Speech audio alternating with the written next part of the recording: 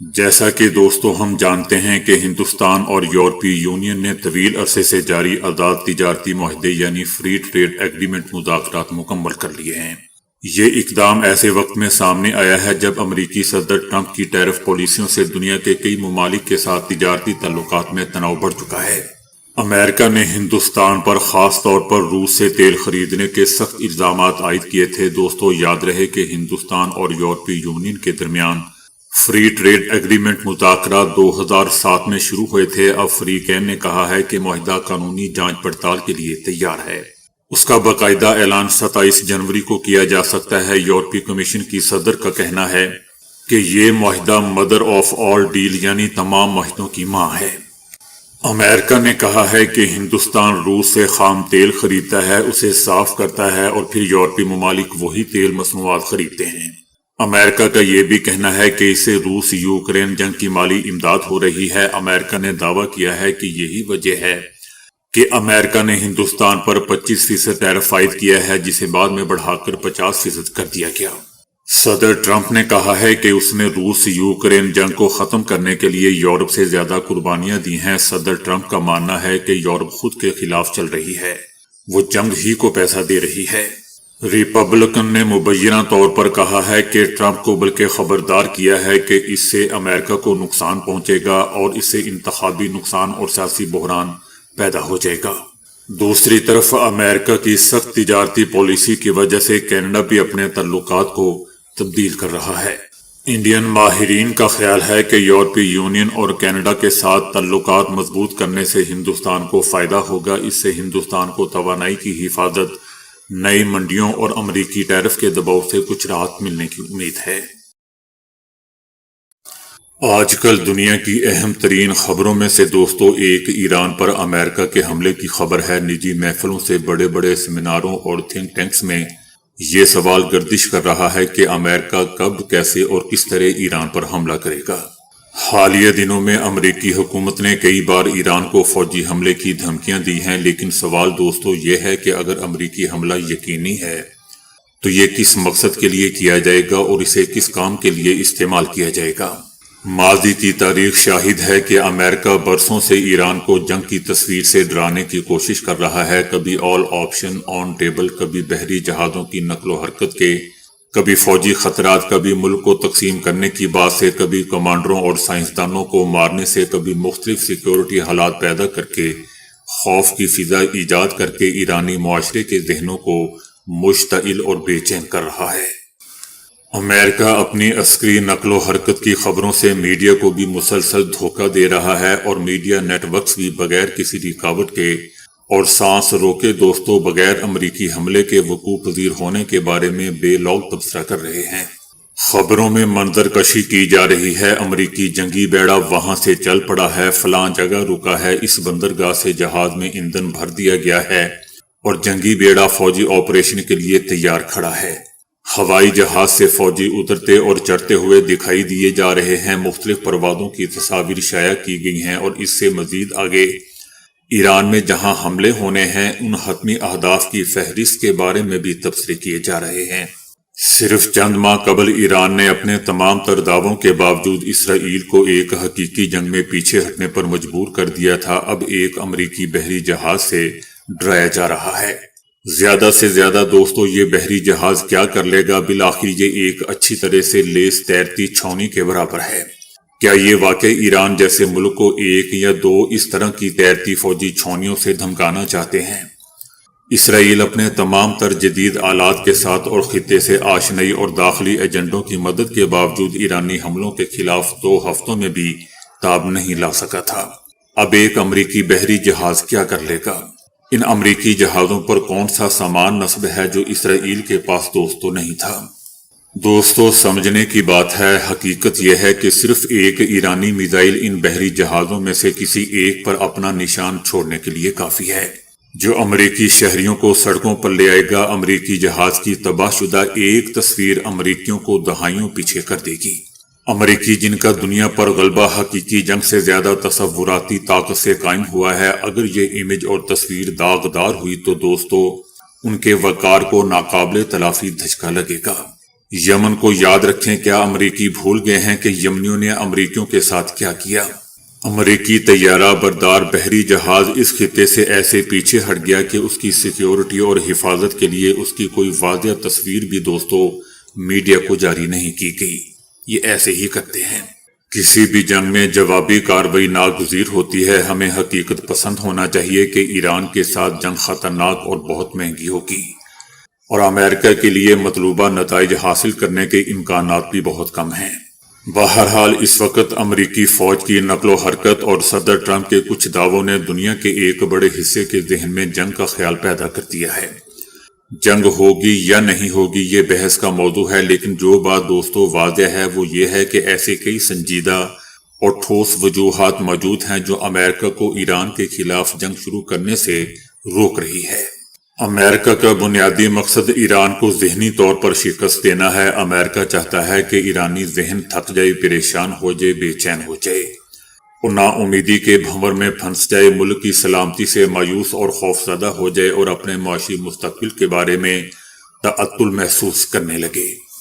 یہ صورتحال دوستو بلا شبہ بعض اوقات جنگ سے بھی زیادہ خطرناک ہوتی ہے۔ ایک سخت یعنی ہتھیاروں کی جنگ امریکہ کے لیے مہنگی ہے، لیکن ذہنی کشمکش نفسیاتی جنگ کم لاگت اور بہت زیادہ منافع بخش ہوتی ہے۔ آج کی جنگ فوجی ہونے سے پہلے بیانیوں اور ذہنوں کی جنگ ہے۔ اس جنگ میں جس کا بیانیہ مضبوط اور مقبول ہے وہی فاتح ہے۔ امریکہ کے بارے میں دوستو یہ تبصرہ تھنک ٹینکس کا متفقہ تبصرہ ہے کہ امریکہ کو گزشتہ چند دہائیوں میں کسی بھی جنگ میں کامیابی نہیں ملی اور نہ ہی وہ مطلوبہ نتائج حاصل کرنے میں کامیاب ہوا ہے۔ ایران کے سپریم لیڈر آیت اللہ خامنائی نے دوستو ایک دفعہ کہا تھا کہ جب ہم خدا کی راہ میں کوئی کام کرتے ہیں، حرکت کرتے ہیں، حتیٰ کہ بولتے بھی ہیں، خدا ہماری مدد کرتا ہے، یہ خدا کا وعدہ ہے۔ کبھی کبھی ہم مدد کے طریقے کو سمجھ جاتے ہیں اور پہچان جاتے ہیں، کبھی کبھی ہم اسے نہیں پہچان پاتے، مگر ہم دیکھتے ہیں کہ ہماری مدد کر دی گئی ہے۔ ہم دیکھتے ہیں کہ کام ہو چکا ہے، کام آگے بڑھ چکا ہے، یہ خدا کی مدد ہے۔ آئیں اپنے ارادوں کو الہی بنائیں۔ اڈیالہ جیل میں قید عمران خان کی آنکھ میں بینائی متاثر کرنے والی بیماری کی تشخیص کے دعووں کے بعد دوستو جہاں حکومت کی جانب سے اس بارے میں کوئی رد عمل سامنے نہیں آیا، وہیں شوکت خانم ہاسپٹل کی جانب سے ایک بیان میں تحریک انصاف کے بانی عمران خان کا معائنہ کرنے کی اجازت مانگی گئی ہے۔ پاکستان تحریک انصاف کی طرف سے ایک دعویٰ سامنے آیا ہے کہ عمران خان کی دائیں آنکھ میں ایک ایسی بیماری، ایسے مرض کی تشخیص ہوئی ہے جو بینائی کو ضائع کر سکتی ہے۔ گزشتہ ہفتے پیمز ہاسپٹل کے ڈاکٹرز کی ایک ٹیم نے اڈیالہ جیل میں عمران خان کا مکمل میڈیکل چیک اپ کیا تھا اور جیل انتظامیہ کا کہنا تھا کہ ڈاکٹرز کی ٹیم نے عمران خان کو مکمل فٹ قرار دیا ہے۔ جب اس بارے میں پیمز ہاسپٹل کے ڈاکٹرز کی ٹیم میں شامل ارکان سے بات کرنے کی کوشش کی گئی تو دوستو انہوں نے اس بارے میں کوئی تبصرہ نہیں کیا۔ ان کا کہنا تھا کہ انہیں اس بارے میں بات کرنے کی کوئی اجازت نہیں ہے۔ شوکت خانم ہاسپٹل کے ایک بیان میں کہا گیا ہے کہ گزشتہ رات سے متعدد خبریں گردش کر رہی ہیں جن میں دعویٰ کیا گیا ہے کہ عمران خان کی آنکھ میں ایک ایسا مرض لاحق ہو چکا ہے جو بینائی کو ضائع کر سکتا ہے۔ ہاسپٹل کی انتظامیہ کا کہنا تھا کہ اگرچہ ہم اس کی آزادانہ طور پر تصدیق نہیں کر سکتے، لیکن ہمیں عمران خان کی صحت کے حوالے سے شدید تشویش ہے اور ہم مطالبہ کرتے ہیں کہ شوکت خانم ہاسپٹل کی ٹیم کو ان تک فوری رسائی دی جائے تاکہ ان کے علاج میں شریک ہوا جا سکے۔ شوکت خانم کی طرف سے دوستو یہ بھی کہا گیا ہے کہ ہمیں ان کے معالجین کی صلاحیتوں اور پیشہ ورانہ مہارت پر مکمل اعتماد ہے جو اس وقت ان کا علاج کر رہے ہیں، لیکن اس کے باوجود ہم درخواست کرتے ہیں کہ شوکت خانم ہاسپٹل کی ایک ٹیم کو بھی فوری طور پر عمران خان تک رسائی دی جائے اور ان کے علاج میں شامل ہونے کی اجازت دی جائے۔ اس سے پہلے پاکستان تحریک انصاف کے چیئرمین بیرسٹر گوہر علی خان نے بھی دوستوں کہا تھا کہ انہیں عمران خان کی صحت سے متعلق تشویش ہے اور ان سے جیل میں ملاقات نہ ہونے کے باعث ان کی جماعت کے کارکنوں میں بے چینی پھیل رہی ہے۔ لیکن دوستو دوسری طرف حیرت کی بات یہ ہے کہ منگل کو جب ایک صحافی نے میڈیا ٹاک کے دوران عمران خان کی بہن اریما خان سے عمران خان کی صحت اور آنکھ کی شکایت سے متعلق سوال کیا تو انہوں نے جواباً کہا کہ یہ خبر کہاں سے آئی ہے۔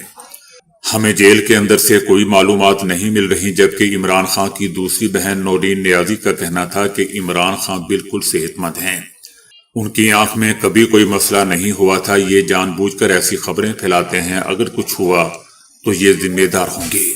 جبکہ تحریک انصاف پارٹی نے کہا ہے کہ ان کی آنکھ میں وین میں خطرناک بلوکیج پیدا ہو چکی ہے، اور ڈاکٹرز کا کہنا ہے کہ یہ ایک نہایت ہی حساس اور سنگین طبی مسئلہ ہوتا ہے، جس کا بروقت اور مناسب علاج نہ ہونے کی صورت میں مستقل بینائی متاثر ہونے کا شدید خدشہ موجود ہوتا ہے۔ پاکستان تحریک انصاف کا کہنا ہے کہ جیل انتظامیہ ضد پر اڑی ہوئی ہے کہ علاج جیل کے اندر ہی کیا جائے گا، جبکہ معالج ڈاکٹرز واضح طور پر کہہ چکے ہیں کہ یہ علاج جیل میں ممکن نہیں ہے اور اس کے لیے آپریشن تھیٹر اور خصوصی سہولیات درکار ہوتی ہیں۔ دوستو، یاد رہے کہ آخری مرتبہ عمران خان کو اپنے ذاتی معالج تک رسائی اکتوبر 2024 میں دی گئی تھی۔ عمران خان صاحب کے باقاعدہ میڈیکل چیک اپ سے متعلق ایک پٹیشن اگست 2025 سے عدالت میں زیر التوا ہے۔ تحریک انصاف کی طرف سے حکومت کو خبردار کیا گیا ہے کہ اگر عمران خان کی بینائی کو کچھ مستقل نقصان پہنچا تو اس کی تمام تر ذمہ داری براہ راست حکومت اور جیل انتظامیہ پر عائد ہوگی، جو عدالتی احکامات کے باوجود علاج میں رکاوٹ ڈال رہے ہیں۔ جیل اہلکاروں کا کہنا ہے کہ عمران خان نے کچھ دن پہلے اپنی ایک آنکھ میں انفیکشن کا ذکر کیا تھا اور پمس کے ڈاکٹرز نے عمران خان کا طبی معائنہ بھی کیا تھا، جس میں انہوں نے اس انفیکشن کو دور کرنے کے لیے کچھ دوائیاں تجویز کی تھیں، جو کہ جیل اہلکاروں کا کہنا ہے کہ ان کو فراہم کر دی گئی ہیں۔ جبکہ دوستو، عمران خان کی بہنوں علیمہ خان اور نورین خان کا اڈیالہ جیل کے باہر میڈیا کے نمائندوں سے گفتگو میں کہنا تھا کہ انہیں اپنے بھائی کی آنکھ میں انفیکشن کا کوئی علم نہیں تھا اور نہ ہے۔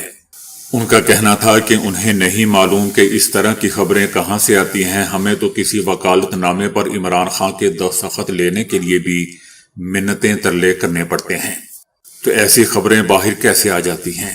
ان کا کہنا تھا کہ یہ آنکھ وانکھ کو چھوڑو، پورا ملک عمران خان کی رہائی کے علاوہ اور کچھ نہیں جانتا اور کچھ نہیں چاہتا۔ یہ جان بوجھ کر ایسی خبریں پھیلا کر توجہ کسی اور طرف دلوانا چاہتے ہیں۔ بتایا جاتا ہے کہ آنکھ کی اس بیماری میں سوجن ہوتی ہے یا آکسیجن کی قلت بھی پیدا ہو جاتی ہے، یوں روشنی جذب کرنے والے خلیات کے کام میں خلل پیدا ہوتا ہے اور بینائی کمزور ہونا شروع ہو جاتی ہے۔ یہ رکاوٹ چونکہ مرکزی نس میں پیدا ہوتی ہے، اس لیے اس حالت میں بینائی زیادہ بری طرح متاثر ہوتی ہے۔ ڈاکٹرز کا بھی کہنا ہے کہ اس حالت کی جلد تشخیص ضروری ہے تاکہ اس کا علاج ممکن ہو سکے۔ بنگلہ دیش نے چٹاگانگ میں قائم کیے جانے والے انڈین اکنامک زون کے منصوبے کو منسوخ کرنے کا اعلان کر دیا ہے اور اس کی جگہ ڈیفنس اکنامک زون بنانے کا فیصلہ کیا گیا ہے۔ انڈین اکنامک زون کے لیے مختص زمین کو اب دفاعی اقتصادی زون کے طور پر استعمال کیا جائے گا۔ اس فیصلے کا مقصد دوستو بنگلہ دیش کی فوجی اور دفاعی صنعت میں مقامی صلاحیت کو فروغ دینا ہے۔ ہتھیاروں اور دفاعی ساز و سامان کی تیاری سے متعلق طویل عرصے سے مشاورت جاری تھی، کیونکہ ان مصنوعات کی عالمی سطح پر بھی طلب موجود تھی۔ اس منصوبے پر دوستو آرمڈ فورسز ڈویژن، وزارت دفاع اور چیف ایڈوائزر کے دفتر کے درمیان پہلے ہی مشترکہ طور پر کام ہو رہا تھا۔ دفاعی اقتصادی زون کے قیام کے لیے بنگلہ دیش اپنے دوست ممالک سے بھی مشاورت کر رہا ہے، تاہم اس وقت یہ کہنا ممکن نہیں کہ کون سا فوجی ساز و سامان تیار کیا جائے گا۔